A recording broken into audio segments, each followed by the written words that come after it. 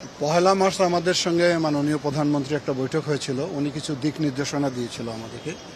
তার মধ্যে অন্যতম ছিল যে ঢাকা এবং ঢাকার আশেপাশে 1 লক্ষ স্বেচ্ছাসেবী তৈরি করার জন্য।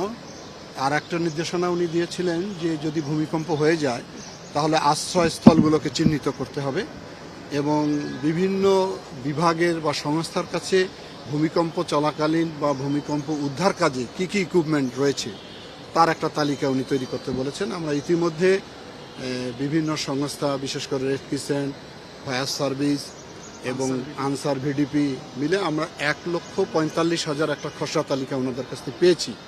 সেটাকে আমরা এখন যাচাই করে আমরা এটাকে ট্রেনিংয়ের মধ্যে নিয়ে আসব। আর আমাদের এই ঢাকার দক্ষিণ এবং উত্তর মিলে প্রায় 445টি আশ্রয়স্থল চিহ্নিত করা হয়েছে। সেগুলোকে জনগণকে সচেতন করব যাতে করে এই ধরনের যখন ভূমিকম্প হবে তারা দ্রুত সময়ের জন্য সেখানে আশ্রয় নিতে পারে। এই বিষয়গুলো আলোচনা হয়েছে। আর উনি আরও কিছু নির্দেশনা দিয়েছেন আমাদেরকে, সেগুলো নিয়ে আমরা কাজ করছি। আমরা হয়তো আবারও ওনার সঙ্গে এই ব্যাপারে মিলিত হব। ঢাকায় যে পরিমাণ ঝুঁকিপূর্ণ ভবন চিহ্নিত করা আছে সেগুলো আসলে চিহ্নিত করার পরে সেগুলোর সেগুলো উদ্যোগ বা সেগুলো ভাঙা বা প্রক্রিয়াকরণ সে বিষয়ে আমরা কোনো উদ্যোগ দেখি না। এটা তো গৃহ মন্ত্রণালয়ের দায়িত্ব। আর একটা তাদের সাথে আপনাদের সমন্বয় হবে। আর একটা নির্দেশনা হয়েছে, সেটাও আমরা কাজ করতেছি, বিশেষ করে ড্রিল চালু করা শিক্ষা প্রতিষ্ঠানগুলোতে বাধ্যতামূলক আর কি। আমাদের শিক্ষা কারিকুলামে যে অন্তর্ভুক্ত করা হয়েছে কিন্তু সেটাকে কোনো কোশ্চেন করা হয় না পরীক্ষার ক্ষেত্রে।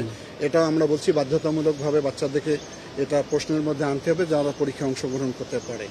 এই ড্রিলটাকে বাধ্যতামূলক করবো প্রত্যেকটা শিক্ষা প্রতিষ্ঠানের মধ্যে। ভূমিকম্প হলে কী করতে হবে, অন্য দুর্যোগের ক্ষেত্রে কী করতে হবে, এবং শিক্ষকদের প্রশিক্ষণ দিব আমরা।